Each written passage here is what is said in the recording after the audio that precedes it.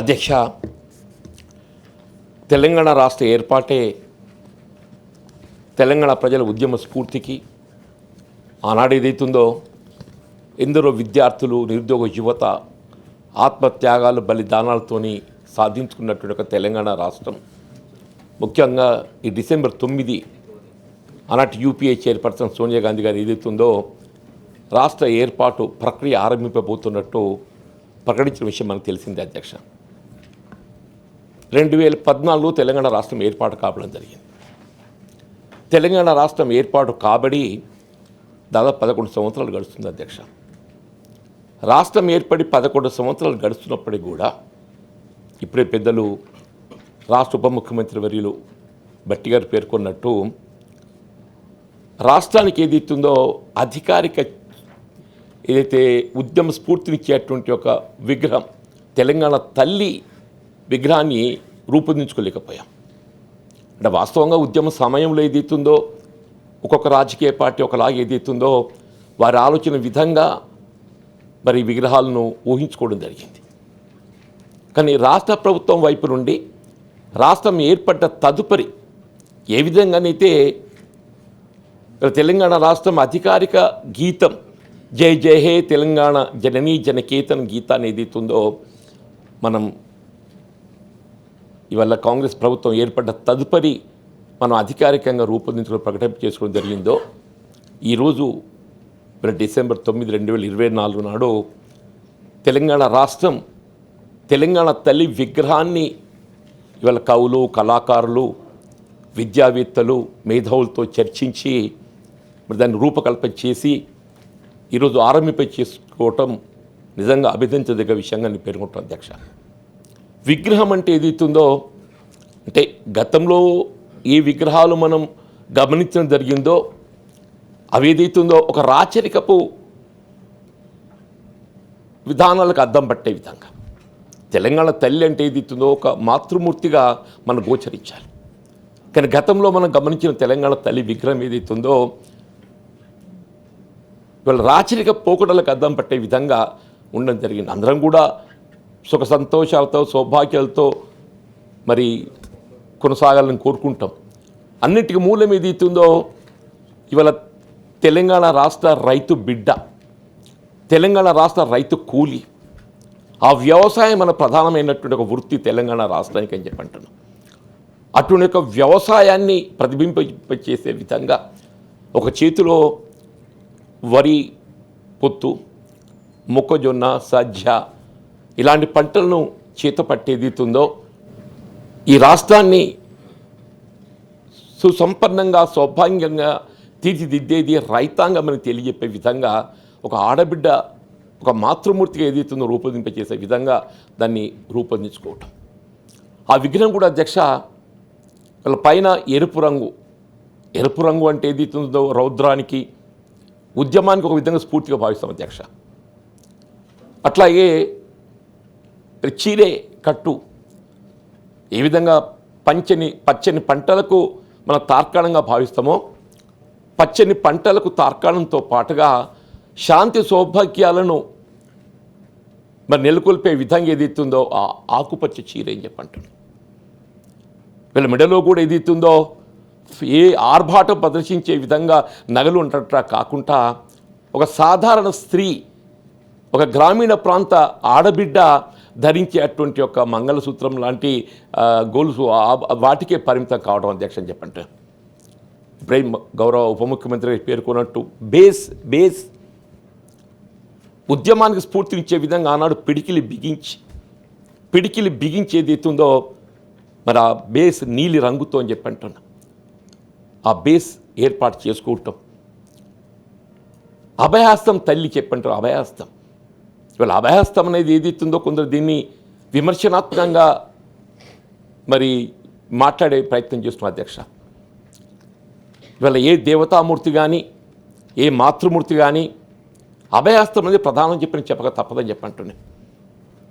ఇవాళ మన పక్కనే హుస్సేన్ సాగర్లో గౌతమ బుద్ధుని విగ్రహాన్ని ఏర్పాటు చేసుకుని జరిగింది. అధ్యక్ష, నాకు ఇప్పటికి గుర్తుంది, మీరు తెలియదు కాదు. ఆనాడు తెలుగుదేశం పార్టీ ఆవిర్భావ సమయంలో మరి అప్పుడు ముఖ్యమంత్రి ఎన్టీ రామారావు గారు ఏదైతుందో హుస్సేన్ సాగర్లో గౌతమ్ బుద్ధుని విగ్రహాన్ని ఏర్పాటు చేయాలని వారు తలంతరం చెప్పంటాను.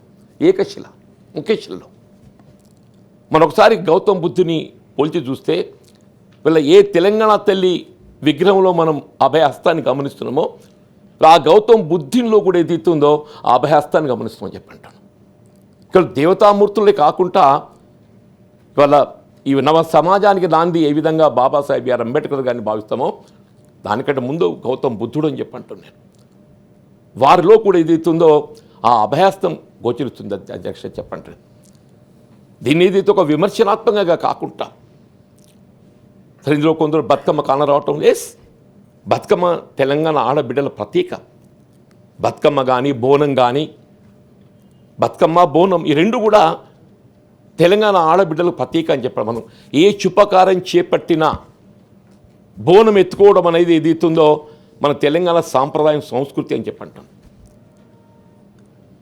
ఆ సంస్కృతికి అనుగుణంగానే ఆడబిడ్డను మనం ఇలా మాతృమూర్తిని మనం ఏర్పాటు చేసుకున్నాం.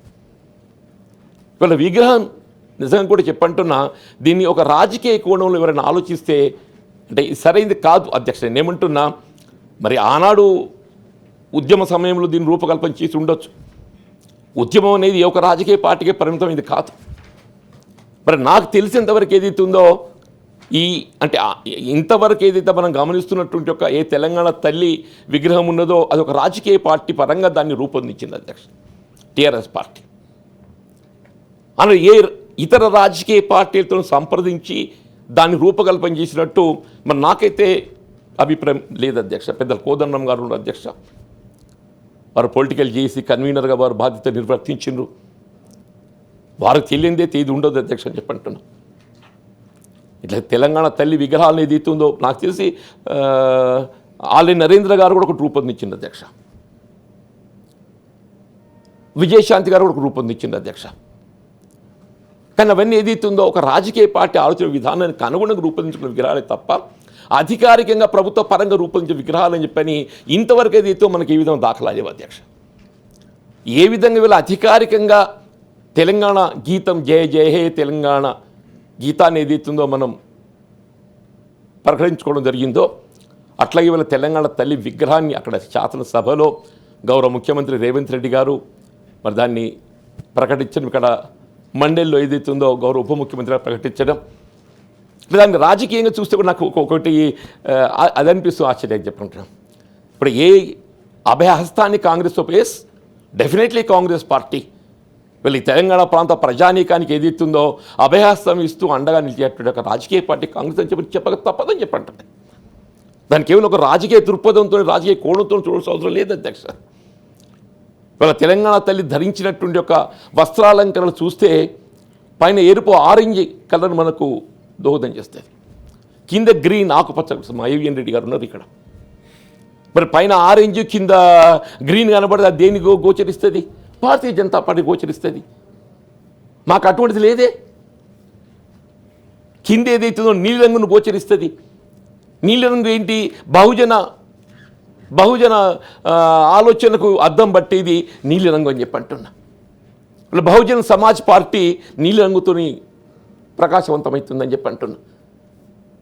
కాబట్టి విగ్రహాలు ఏదైతుందో మనం కొంత వాస్తవికతతోని మనం ఆలోచించాలి తప్ప రాజకీయ కోణాలతో ఆలోచించడం ఇది తగదు అని చెప్పిన ఒక భావన నేను వ్యక్తం చేస్తూ, ముఖ్యంగా ఈరోజు ఏదైతుందో తెలంగాణ రాష్ట్ర ప్రభుత్వం వీళ్ళ డిసెంబర్ 9 వీళ్ళ తెలంగాణ రాష్ట్ర ఒక విధంగా ప్రదాత సోనియా గాంధీ గారి జన్మదినం కావటం, వీళ్ళ తెలంగాణ రాష్ట్ర ఏర్పాటుకు అంకురార్పణ జరిగినట్టు ఒక దినం వల్ల ఈ డిసెంబర్ 9 అని చెప్పి అంటున్నా. ఈ 9 నుండి ఏదైతుందో వీళ్ళ తెలంగాణ తల్లి ఆరాధించే విధంగా ఏదైతుందో 10 సంవత్సరం మనం జరుపుకోవాలని చెప్పి రాష్ట్ర ప్రభుత్వం నిర్ణయించడం నేను అభినందిస్తున్నాను. నేను మరి విగ్రహం కూడా ఏదైతుందో అందరినీ ఎంత శాంతమూర్తి అది చూస్తే ఏదైతుందో మన పల్లెలలో తెలంగాణ ఆడబిడ్డలు ఎట్లుంటారో అట్లా కనబడుతుంది అధ్యక్ష. మన పల్లెలలో ఏదైతుందో తెలంగాణ ఆడబిడ్డలు ఎట్లుంటారో అట్లా కనబడుతుంది అధ్యక్ష అని చెప్పి అంటున్నాను. అటువంటి యొక్క మరి దాన్ని తయారు చేసినటువంటి ఒక రూపశిల్పి ఎవరో దాన్ని నాకు రమణారెడ్డి గారు, నేను వారు కూడా ప్రత్యేకంగా అభినందనలు తెలియజేస్తాను చెప్పంటాం అధ్యక్ష. తప్పకుండా దీని అందరూ కూడా ఏదైతుందో ఏకాభిప్రాయంతో మనం ఆమోదింపచేసి హర్షాతిరేకం వ్యక్తం చేయాలి. అన్నట్టు ఒక భావన వ్యక్తం చేస్తూ నాకు మాట్లాడేట అవకాశం మీరు కల్పించినందుకు మీకు నేను ప్రత్యేకంగా ధన్యవాదాలు తెలియజేస్తూ సెలవు తీసుకుంటాను అధ్యక్ష.